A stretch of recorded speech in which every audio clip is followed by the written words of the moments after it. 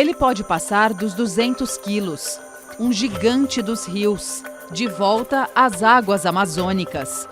Depois de entrar na lista de espécies ameaçadas de extinção, sobretudo por causa da pesca predatória, o pirarucu tem sua população recuperada gradualmente por um projeto de manejo sustentável, que envolve e gera renda para comunidades locais.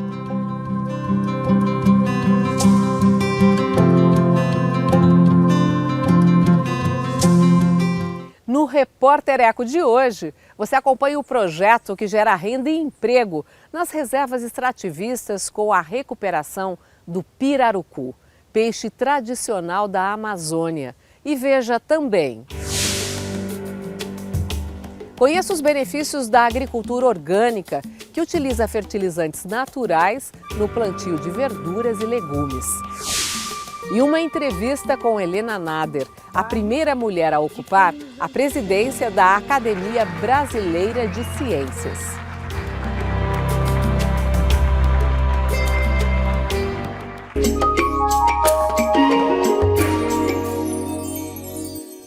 A invasão da Ucrânia pela Rússia revelou a nossa dependência de fertilizantes usados na agricultura convencional. Já a agricultura orgânica utiliza outros métodos para garantir a produção sem prejudicar o meio ambiente e a saúde humana. A nutrição do solo é garantida pela presença de micro-organismos e pelo reaproveitamento de sobras de culturas vegetais.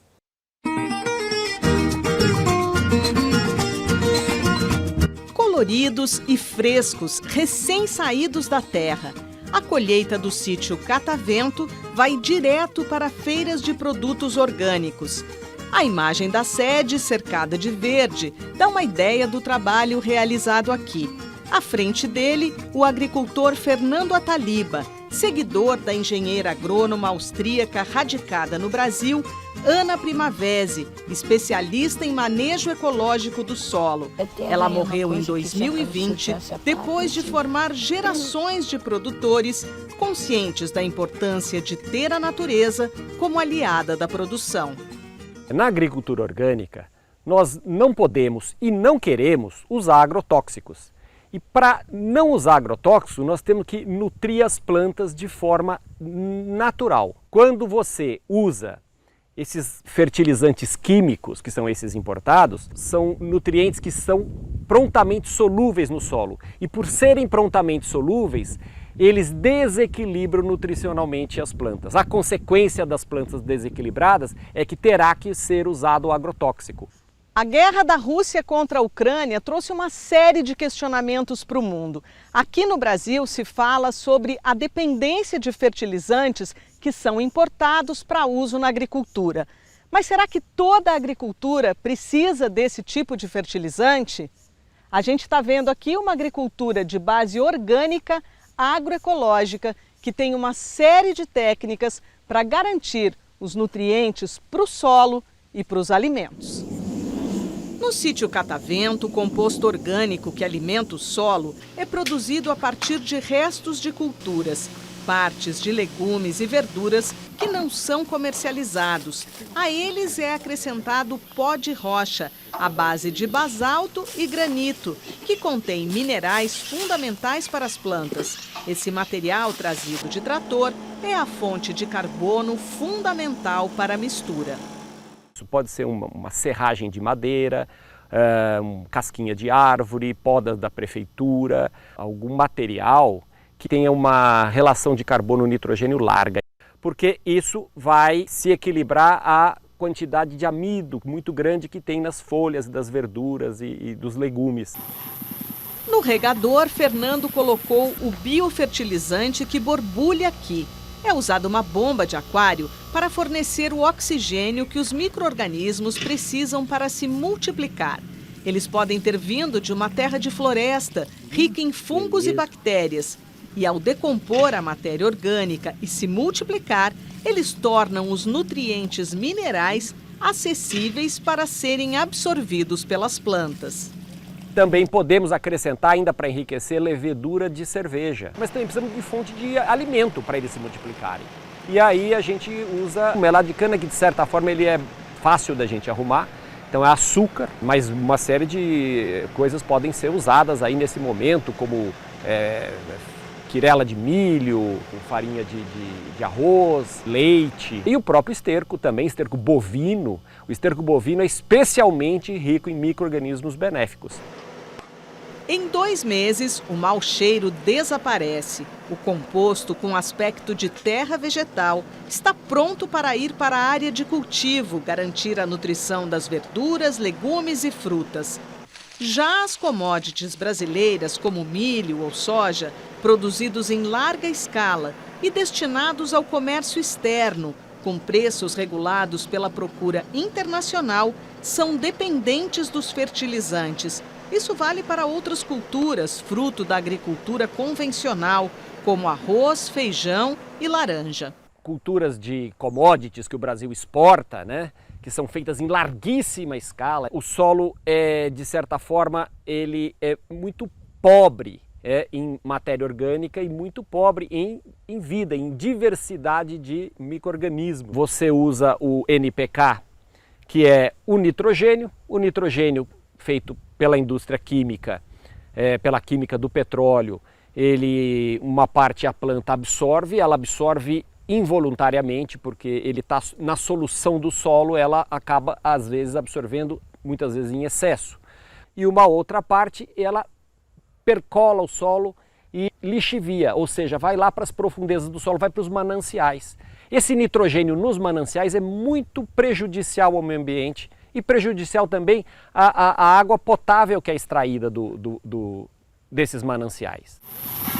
O Brasil sente a alta nos preços dos fertilizantes, consequência da invasão da Ucrânia pela Rússia. A indústria russa fornece quase 1/4 dos 3 principais adubos usados aqui no país. O cloreto de potássio subiu mais de 50%, ureia e fosfato mais de 30%. Quando a planta se nutre desse solo saudável e rico em nutrientes minerais, a planta tem um equilíbrio fisiológico que faz com que ela, em primeiro lugar, seja resistente às chamadas pragas e doenças. Em segundo lugar, ela tem mais nutrientes para nós que nos alimentamos das plantas. Nós estamos produzindo um alimento de qualidade superior e sendo independentes da importação desses insumos. E para o meio ambiente sem nenhum impacto. Muito pelo contrário, nós da agricultura orgânica dependemos de um meio ambiente preservado e saudável. De ter árvores, de ter pássaros, insetos, plantas. Nós dependemos da biodiversidade para fazermos agricultura. Nós não podemos fazer agricultura num ambiente devastado como a agricultura convencional faz.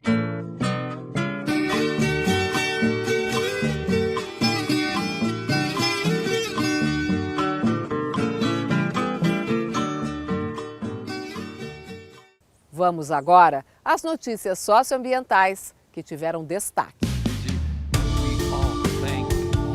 Delegações de mais de 140 países participaram em Lisboa da 2ª Conferência das Nações Unidas sobre os Oceanos. Cerca de 7.000 pesquisadores e ativistas também estiveram presentes. O objetivo foi promover ações concretas para atingir as metas da Agenda 21, como diminuir a poluição marinha até 2025. O número de focos de incêndios em junho na Amazônia é o maior para o mês em 15 anos. O INPE, Instituto Nacional de Pesquisas Espaciais, registrou 2.500 pontos de queimadas. A tendência é de piorar de julho a setembro, que são os meses de seca. A ONG Greenpeace afirma que a falta de fiscalização é uma das causas principais da situação preocupante na floresta amazônica. No Brasil, em votação virtual, o Supremo Tribunal Federal aprova a ação que determina que o Poder Executivo aplique as verbas do Fundo do Clima destinadas a amenizar os impactos das mudanças climáticas.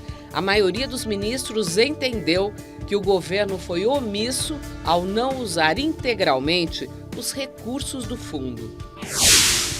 A APIB, Articulação dos Povos Indígenas, recorre ao STF para que o governo Bolsonaro apresente em 60 dias um plano de proteção e regularização de terras indígenas com presença de povos isolados.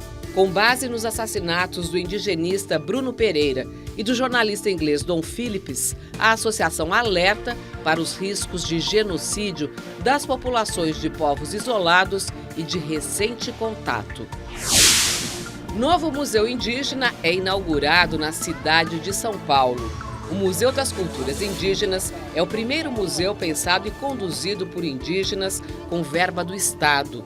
Já estão em cartaz as exposições Invasão Colonial e Iviopata, A Terra Vai Acabar e Igapó, Terra Firme.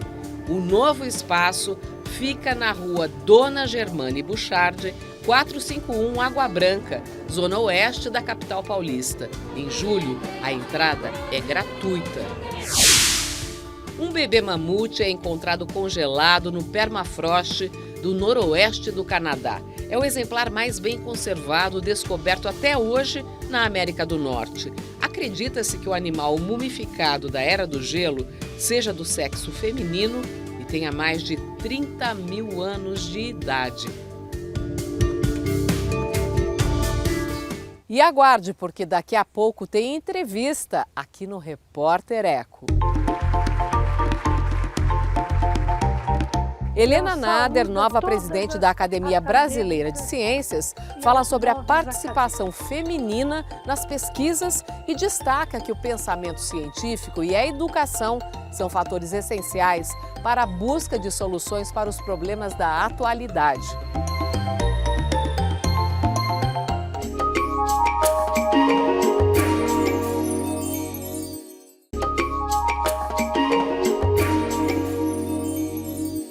Helena Nader é a primeira mulher a presidir a Academia Brasileira de Ciências. Em entrevista ao Repórter Eco, a biomédica fala sobre a importância da biodiversidade e destaca como o pensamento científico e a educação são fundamentais na busca de soluções para os desafios da atualidade.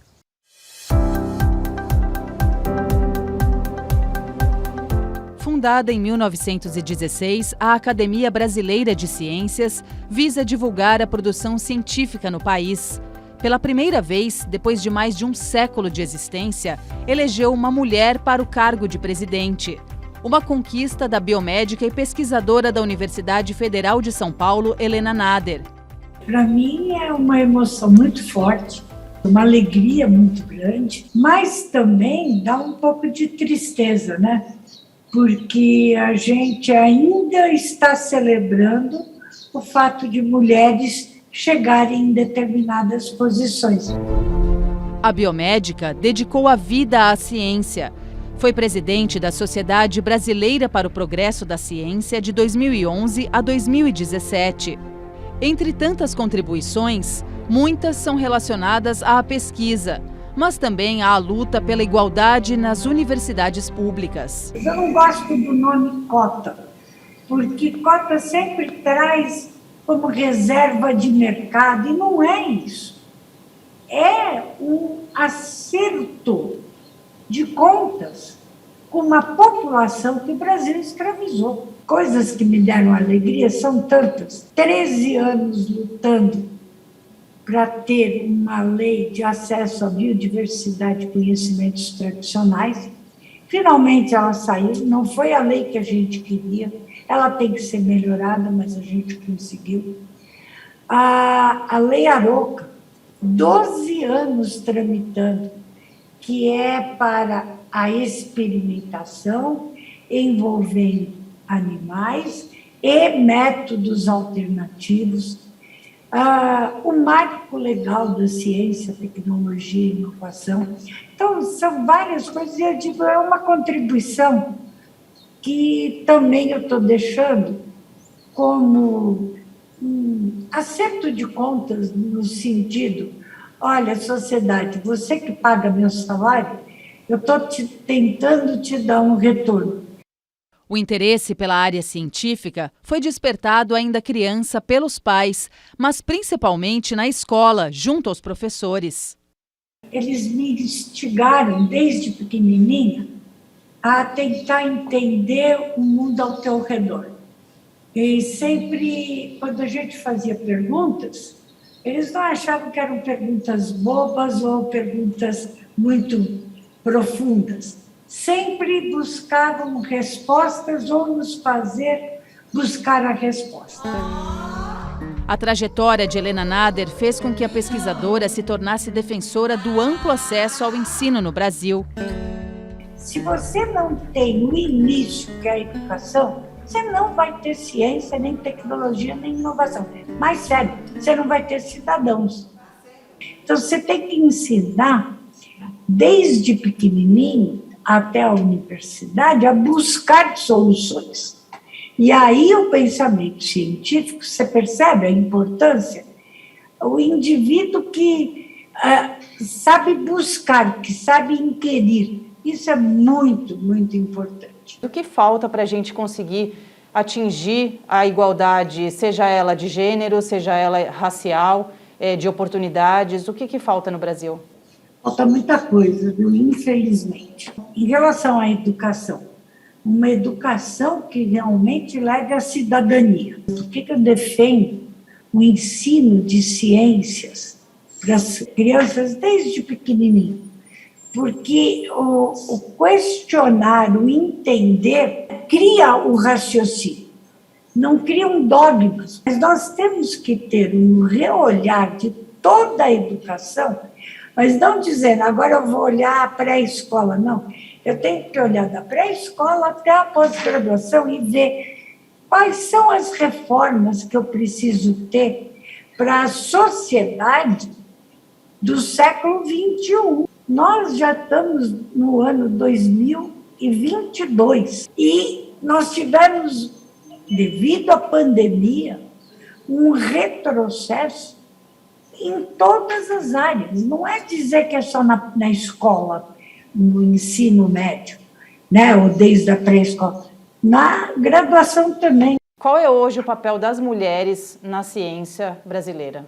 As mulheres hoje são a maioria na universidade, na pós-graduação. No entanto, quando a gente olha a produção científica, também nesse trabalho, eles olham e veem que a mulher e o homem vão juntos até um determinado tempo, o homem depois progride, cresce e a mulher cai. Isso acontece na vida das mulheres. E nós temos um longo, muito longo caminho para percorrer.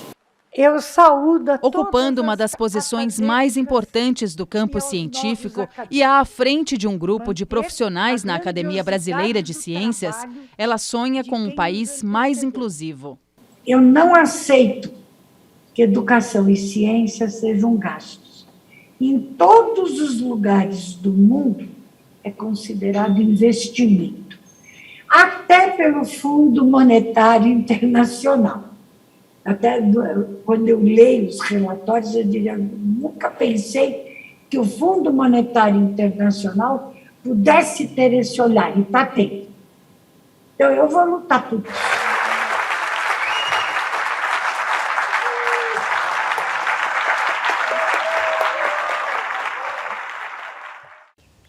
E veja a seguir. Projeto da Fundação Amazônia Sustentável, em parceria com o Instituto Mamirauá, promove renda e emprego para populações locais do norte do Brasil, por meio da recuperação do ameaçado pirarucu, um dos maiores peixes de água doce do planeta.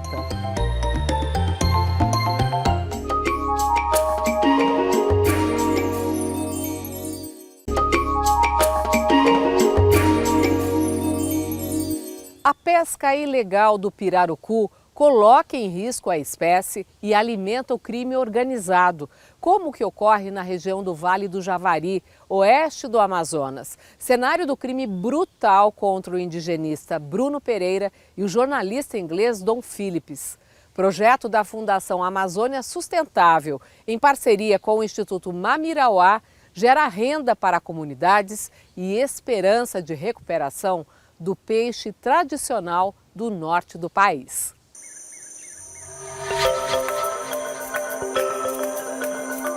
Ele pode passar dos 200 quilos, um gigante dos rios, de volta às águas amazônicas. Depois de entrar na lista de espécies ameaçadas de extinção, sobretudo por causa da pesca predatória, o pirarucu tem sua população recuperada gradualmente por um projeto de manejo sustentável, que envolve e gera renda para comunidades locais. Guardamos o lago 2, 3 anos, aí uns 3 anos em diante apareceu a renda, apareceu o pirarucu, que não tinha mesmo, de verdade, né? Não tinha pirarucu, você ia no lago, se você visse 2, 3 pirarucu, era muito. O programa de manejo do pirarucu começou no fim dos anos 90 com o Instituto Mamirauá, no norte do país. E mais tarde, em 2010, passou a contar também com o apoio da Fundação Amazônia Sustentável para a capacitação de pessoas, fornecimento de infraestruturas de pesca, vigilância e proteção dos lagos, além de armazenamento e transporte do pescado. Edivaldo Corrêa é gerente do programa Floresta em Pé. Ele explica que, atualmente, o projeto de conservação acontece em 5 reservas de desenvolvimento sustentável. A Fundação, desde 2010, ela atua em 5 unidades de conservação do estado do Amazonas, né? Ali no Juruá tem uma unidade chamada RDS do Acari, município de Carauari, aqui no interior do Amazonas. Nós temos aqui próximo de Manaus uma RDS chamada Piagaçupurus, município de Beruri. Nós temos aí na Caia dos Solimões, onde nós temos uma atuação mais efetiva, que é dentro da RDS Mamirauá, tem a RDS Yamanã, e tem uma RDS chamada Cujubim, aquela área ali do Médio Solimões. Então, a gente vem apoiando assim, direto ou indiretamente, aí, em torno de quase aí, umas 1.000 famílias, todo esse projeto como um todo aí. O processo do manejo sustentável envolve 5 etapas que duram o ano todo. Começa com a defesa e vigilância dos lagos, em seguida vem a contagem dos pirarucus, depois o beneficiamento, que é a limpeza do peixe, o armazenamento e, por fim, o escoamento da produção. A pesca do pirarucu só é permitida entre os meses de agosto e novembro e deve seguir algumas regras. O IBAMA faz uma análise dessa contagem e autoriza no máximo até 30% dos peixes contado adulto. Talvez autoriza 15%, 20%. Os bodecos, eles entram para nível de controle, a nível de procriação, mas não entra na hora de fazer a despesca. Então, aí o IBAMA emite uma autorização de pesca para aquele grupo, para aquela comunidade.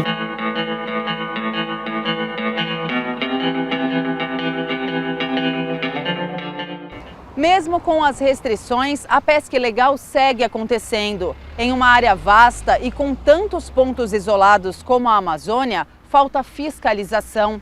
Além de colocar em risco o equilíbrio dos ecossistemas, a atividade irregular gera concorrência para o pescado vindo da prática sustentável. Na época das cheias, fica difícil você fazer muita proteção, porque os lagos vem bastante água, né? E aí abre várias entradas para que o invasor fazer a pesca ilegal, né? Eles conseguem proteger algumas, mas mesmo assim ainda sai uma pesca ilegal dessas áreas. Isso impacta em 2 pontos na nossa avaliação. Na questão da pesca desordenada, porque ele pesca o tamanho que eles quiserem lá dentro, quando acontece isso, e o outro preço desvaloriza, porque eles vendem num valor abaixo do mercado. Considerado um sucesso, o programa já apresenta resultados significativos, como o aumento de 15% a 20% do estoque de peixes no Rio Solimões, mas ainda enfrenta desafios. Falta ainda investimento para melhorar as infraestruturas de manejo dessas pescas, infraestruturas que base flutuantes, são bases flutuantes que precisam de apoio para ser mais higiênicas. Outro desafio é a questão desse escoamento dessa produção até os centros que compram esse produto. E outro desafio também é a questão de agregar valor nesse produto. Como é que a gente faz para agregar valor no produto, no trabalho que esse comunitário, que esse manejador vem todos os anos prestando, digamos, ao Brasil, à Amazônia. O Programa de Manejo Sustentável do Pirarucu é um modelo de sustentabilidade, em que homem e natureza convivem em equilíbrio. Proteger o pirarucu é proteger o meio ambiente e outras espécies. Quando você protege aquela área ali, você faz um trabalho em harmonia com a natureza, você traz um agregado com você. Não só o pirarucu, né? Mas toda aquela área que forma ali, tanto a questão florestal, quanto a questão da fauna aquática.